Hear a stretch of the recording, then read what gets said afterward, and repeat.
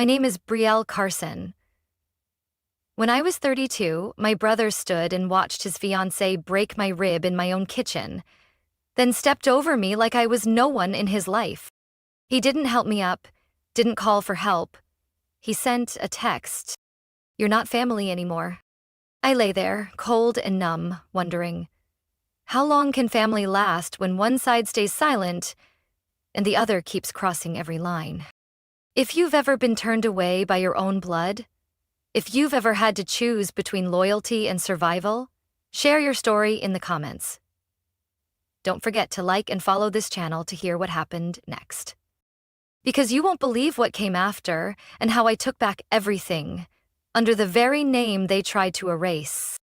I was never called the special one in the Carson family. I was the responsible daughter, the one with a steady job, the one who kept the peace. And in a family like ours, that meant I was the foundation. Colton, my brother, was the spotlight. Since we were kids, he was the center of every party, every meal, every conversation. One decent high school football play got retold for years. A basic college degree was something my mother, Marcia Carson, bragged about like he'd just graduated from Harvard Law. And me?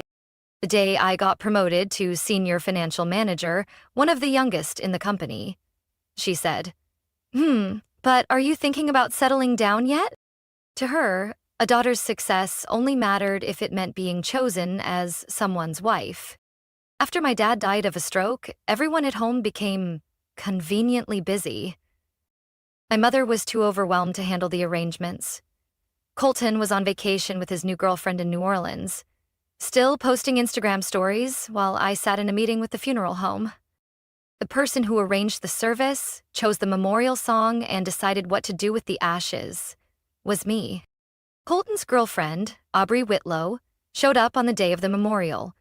She walked in with softly curled hair, eyes ready to glisten, and a slightly bashful smile.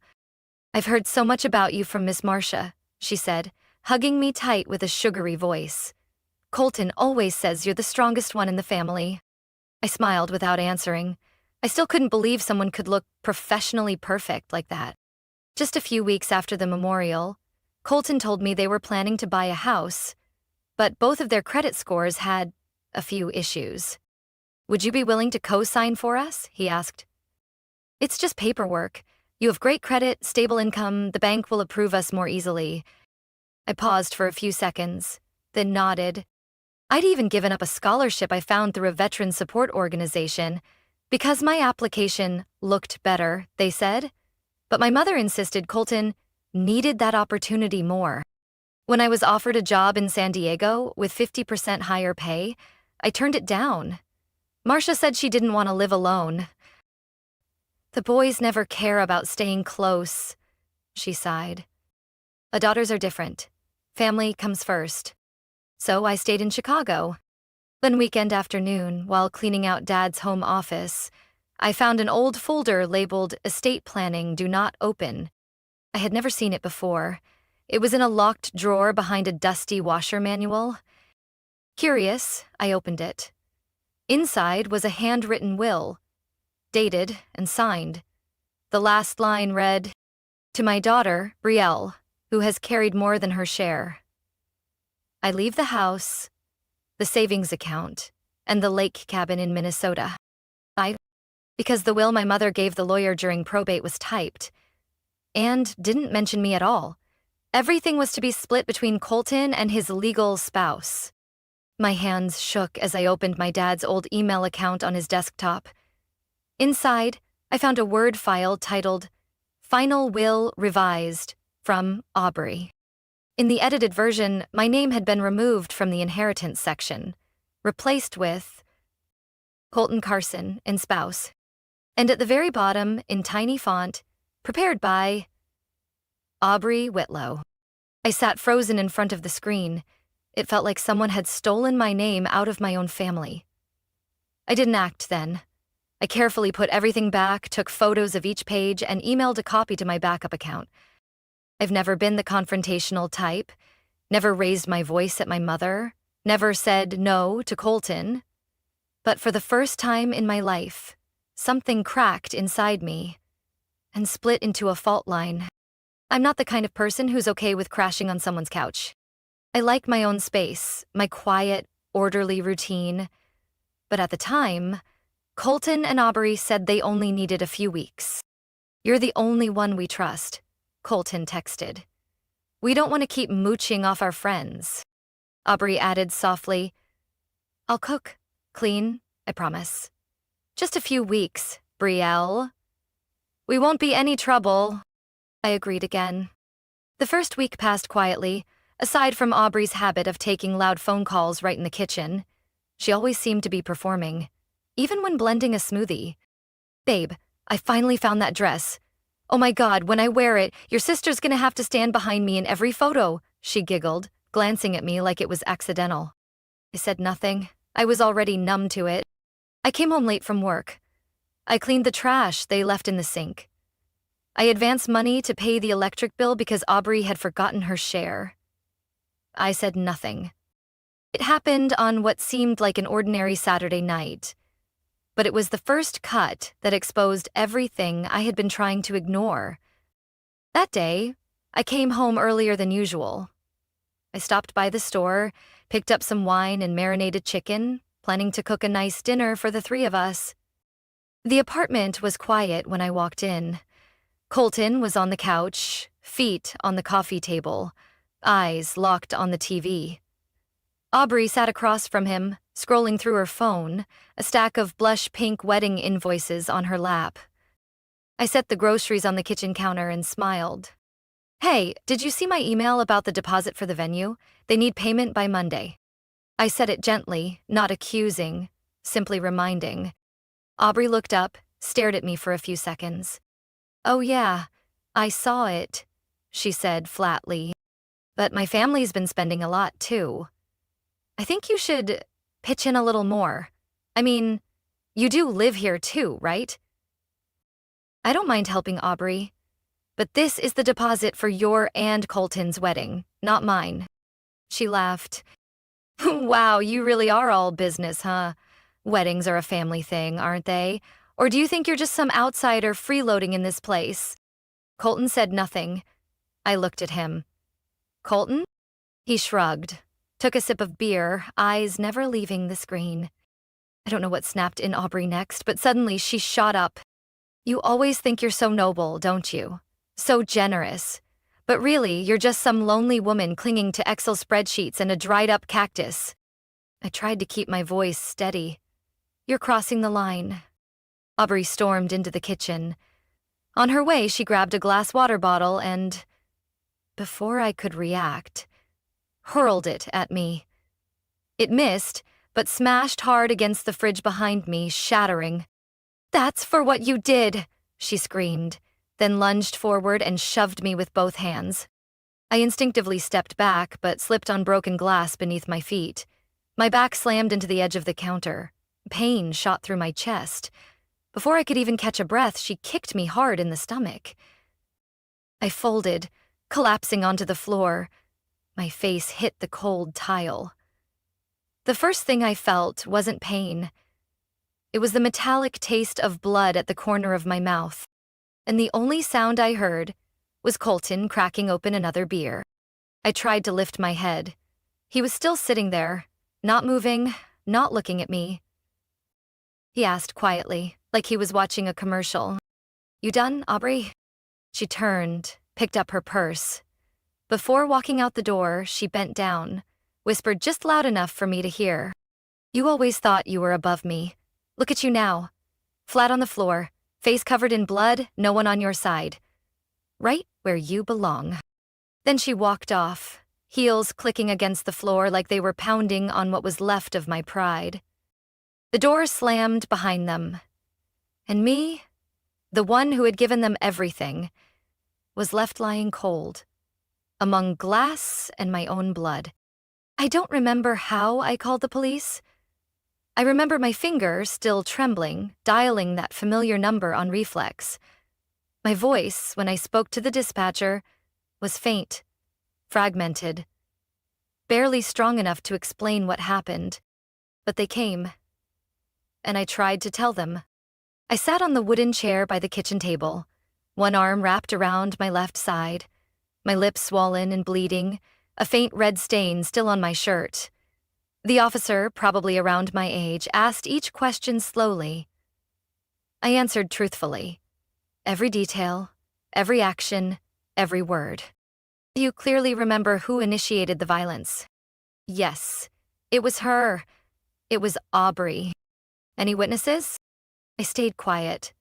For a moment, I didn't even know what to call Colton. A witness? Or an accomplice? When they left, I thought maybe things were finally starting to turn around. I thought I had done the right thing. But 2 hours later, my phone wouldn't stop buzzing. A live stream had started spreading online. I saw Aubrey Whitlow's name pop up across reposted videos. In the clip, she sat in a corner of a room, face red, clutching a tissue with shaky hands. Her voice trembled. I don't even know if I should be saying this, but I don't feel safe. I don't know what she'll do next. She's my fiancé's sister. I used to admire her, but today, she completely lost control. I couldn't breathe when I saw my own face flash briefly in the clip, caught on a shaky phone camera, blurry, zoomed, showing me standing across from Aubrey, voice raised. No footage of the bottle being thrown, no footage of me getting shoved, just me, bruised, panting, pointing like I was about to snap. According to her version, I was the attacker. The comments poured in like a flood. That sister's nuts. Trying to steal her future sister-in-law's spotlight? Pathetic. This is what happens when successful single women can't handle other people being happy. I read each one in silence, then turned my phone off. Not because I didn't care, but because I couldn't take in anything else at that moment. Still, the noise echoed in my head like a slow, relentless drumbeat. The next morning, I received an email from HR. Subject: temporary suspension pending internal review. The message was brief. Due to viral content circulating on social media involving allegations of violent behavior, the company must review the situation to ensure a safe work environment. During this period, Ms. Carson will be placed on paid leave and restricted from accessing internal systems. I didn't blame them. I knew too well how these systems worked. Your reputation didn't have to be publicly destroyed, just questioned, and that was enough to be pushed aside. The phone rang. It was my mother. I picked up. Part of me still held out hope that she would ask if I was okay, ask what hospital I was in, offer to come get me. But the first thing she said was, "Colton said you lost control. I believe him." I couldn't speak. "I was assaulted, Mom. I called the police. I have a medical report confirming the injuries." "Maybe. But you must have done something. You know how you are. Too intense. You make people uncomfortable. You intimidate them." That evening, I reopened the live stream clip. I played it back, over and over. Something felt off. The original video was 2 minutes and 13 seconds long, but the timestamp on Aubrey's phone jumped from 8:42 and 15 seconds to 8:42 and 37 seconds in just a few frames. The 12 seconds were missing. I jumped up, body still aching. I knew exactly what had been cut. I knew because I had another camera. Not inside the apartment, the smart doorbell in the hallway. I had enabled automatic recording, backed up to the cloud, just in case packages got stolen. I'd almost forgotten it existed. I opened my laptop, logged in. My heart raced as I scrolled through the footage, until I landed on the exact date, the exact time. And there it was, the full truth. Aubrey entered the frame first, her face calm. She turned toward the hallway, made sure no one was around, then tucked her phone into her bra. She looked straight into the doorbell camera, as if daring it to catch her. Then she stepped into my apartment and shut the door. I couldn't see inside, but I had audio. The sound of a cabinet slamming, glass shattering, my voice yelling, "Aubrey, stop!" I saved the footage. 3 copies. One for myself, one sent to my best friend, Taryn Lee, the only person who had seen me fall and rise again. And one, I wasn't sure who it was for yet. But one thing I did know, this time, I wouldn't stay silent. I hadn't slept for 2 nights straight, not because of the physical pain, though the left side of my ribs still throbbed every time I moved, but because of the feeling of being rewritten, distorted into something unrecognizable, both online and inside my own family. That morning, my hands still trembled as I made coffee. I set the cup down, opened my laptop. I meant to check work emails for HR updates, but my eyes landed on a pinned tab. My online banking account. I had never thought about pulling the cosign. I had believed that if I helped Colton once, he'd remember. Not necessarily with thanks, but at least by treating me with decency. The $800,000 house they were about to buy in Oak Brook, their so-called dream home, which Aubrey flaunted all over social media with the white balcony, rose garden, and 2-car garage, had been approved, mostly thanks to my credit history. I was the primary guarantor. Without my name, they wouldn't qualify for the loan. The day we signed the paperwork, Colton had said, "You've always been the stable one in the family. I know how lucky I am to have you." Now I was left with only one clear truth. They needed me for a signature. Not because I was family. I clicked the banking tab, typed in my password. My heart beat slow, but steady. I scrolled through the list of co-signed credit files and found the entry. Property loan, Whitlow and Carson. At the bottom of the screen was a small option, withdraw guarantee. I clicked it. A pop-up appeared. This action may directly impact the loan approval of the guaranteed party. Are you sure you want to proceed? I sat there, staring at the screen for a while. Then I typed in the verification code, answered 2 security questions, and finally signed electronically. My name appearing at the bottom of the document. Brielle L. Carson. I closed my eyes, leaned back in the chair. There was no feeling of victory, no regret. Only a stillness I hadn't felt in months. The call came less than 2 hours later. I had just poured a glass of water when the phone rang. Caller ID, Colton. I hesitated for a second, then picked up. His voice didn't sound like usual. It wasn't calm. It wasn't politely fake. It was stripped down, raw panic. "Brielle, the loan's been canceled. I just got an email from the bank saying someone withdrew the guarantee. I don't know what the hell is going on." I set the glass down gently on the table, kept my voice even. "You said I'm no longer part of the family. I simply followed your words." "Wait. What?" "I didn't mean for you to actually do that. You know we already paid the deposit for the venue. That house is collateral." "What you did just blew everything up." I heard rushed footsteps behind him, then Aubrey's voice shrieked through the speaker, a mix of anger and fear. "Give me the phone." "Brielle, are you insane? You're ruining people's lives. I told you again and again I didn't mean to that day. It was because you—" I cut her off, calm and almost polite. "I don't need an explanation. I need space." I hung up. That night, I got a long text from an unknown number. But I knew it was Aubrey. It listed out all the expenses they had already covered. Home deposit, $45,000. Wedding venue reservation, $15,000.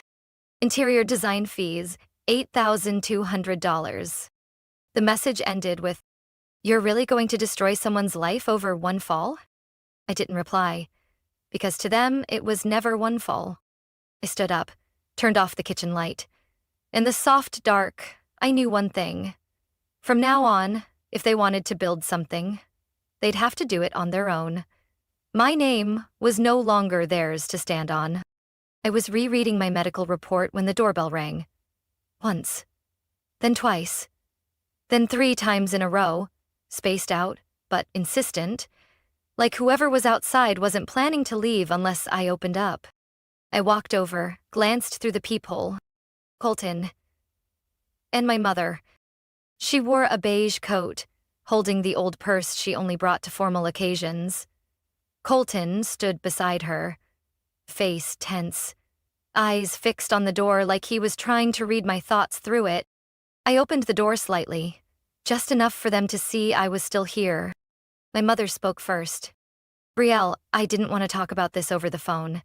This is better said face to face.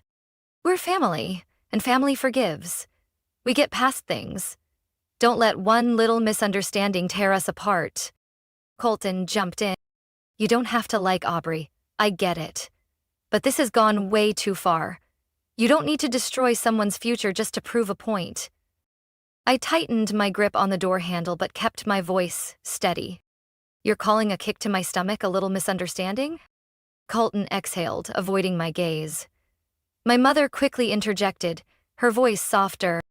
"You're not the kind to exaggerate, I know that. But it's a tense time. Everyone's made mistakes. I'm just asking you to reconsider. Help Colton with the loan paperwork. Re-sign the guarantee. The house is slipping away." I turned quietly, walked inside, opened my laptop, and played the doorbell camera footage. I had already clipped the key segment. The screen showed Aubrey glancing around the hallway, hiding her phone, then walking into my apartment with a face that looked anything but innocent. I placed the laptop on the side table by the door, angled the screen toward them. "I don't need to explain, you can watch." They both leaned in. The air outside the door suddenly felt like a storm about to break. When the video ended, my mother stayed silent. Her hands trembled slightly, but she still managed to speak. "Didn't you raise your voice too? Doesn't that make it partly your fault?" I couldn't believe what I was hearing. Colton quietly pulled her aside, looked at me, eyes narrowed, voice lowered.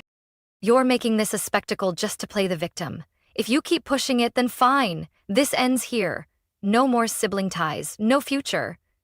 You choose." That didn't make me angry. It only confirmed what I had long suspected. I looked straight into my brother's eyes. "I chose a long time ago. The day I was on the floor and you stepped over me without looking down. The day you told me I wasn't family. That's when I was done, Colton." I closed the laptop, stepped forward, and gently shut the door. My mother tried to say something else, but the door, thick wood and years of silence, separated us before she could. I don't remember exactly when I nodded and said yes to hiring Ariana Holt.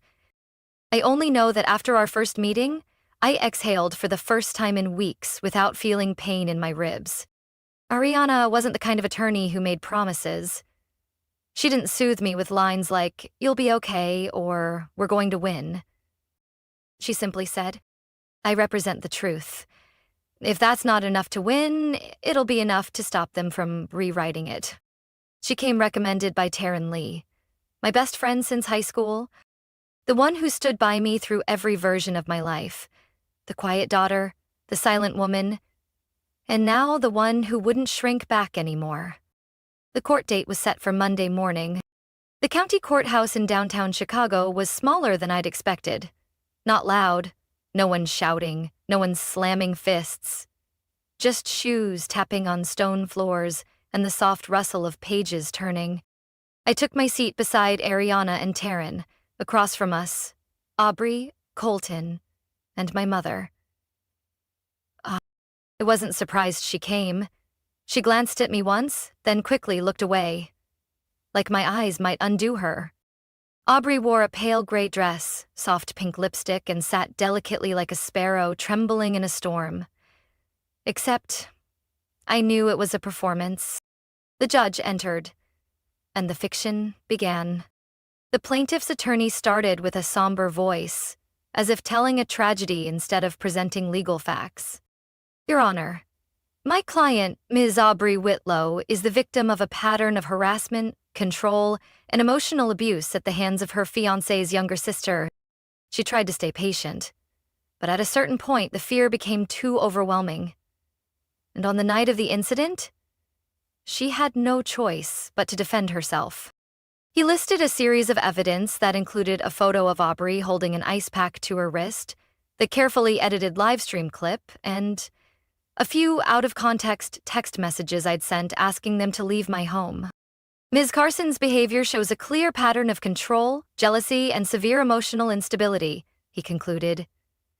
My client isn't asking for punishment, only to feel safe. Aubrey dabbed her tears with a white silk handkerchief.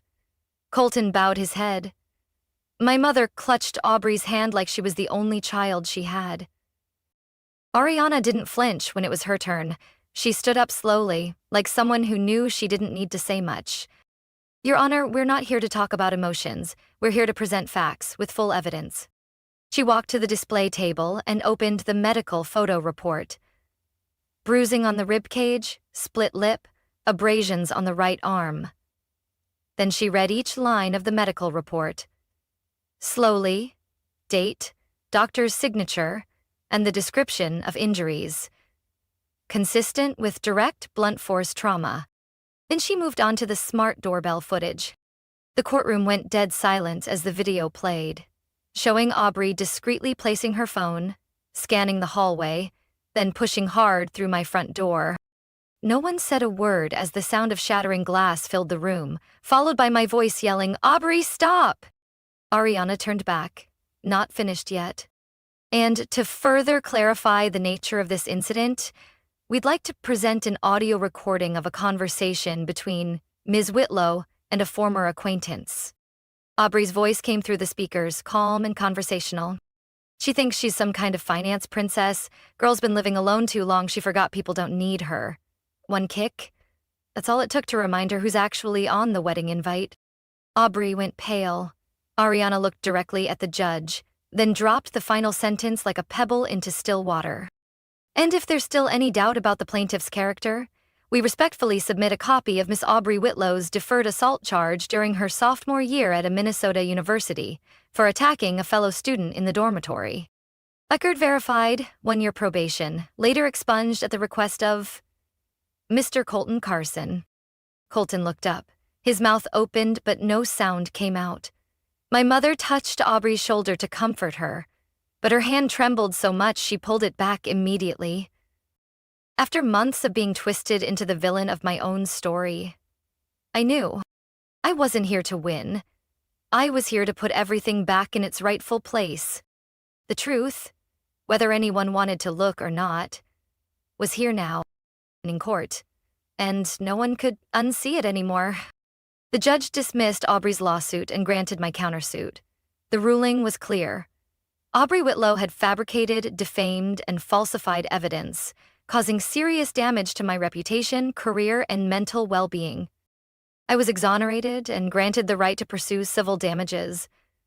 But what brought me the deepest sense of peace wasn't in the amount or the language. It was the final moment, when I looked across the room and saw the collapse on their faces. Colton didn't meet my eyes. Aubrey left the courtroom before the judge even finished the last sentence. My mother remained seated, as if still hoping something might undo the verdict. But there was no one left willing to listen. The news spread fast. A lifestyle blogger uncovered that Aubrey had once been suspended for assaulting a roommate. A women's forum posted the audio clip of her bragging about the kick, and the story spread like wildfire. The hashtag #WhitlowLie began to trend. Some brands quietly pulled partnerships. The airbrushed PR wedding posts started disappearing one by one.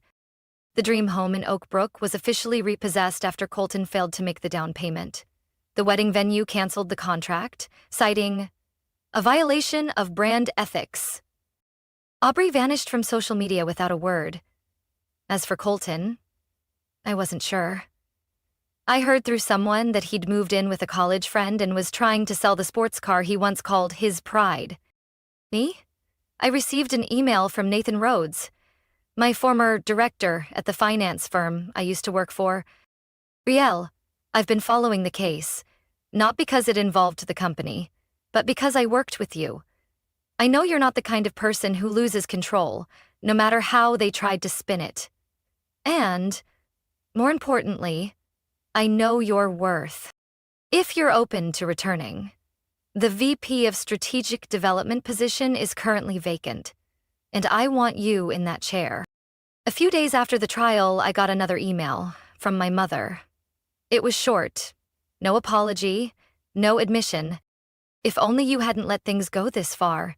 You know they've already lost enough. I stared at the screen, not to decide how to reply, but to confirm I truly felt nothing. Even now, what she worried about was how far things had gone, not how they began. I didn't type a single word back. Not out of spite, but because there was nothing left worth saying. Loyalty cannot be one-sided, and family, if it demands silence as a condition, maybe it was never family to begin with. The new apartment was on the 5th floor of an old building by the lake. No elevator, no open kitchen layout. But it had a small balcony, just big enough for 2 lavender pots and a round wooden table for morning coffee. I didn't choose it because it was cheap, but because it didn't remind me of anything. No memories on the walls. No old coffee stains on the carpet. Only morning sunlight on hardwood floors and the chime of wind bells when the window opened. I started taking pottery classes every Tuesday at a small studio 3 blocks away.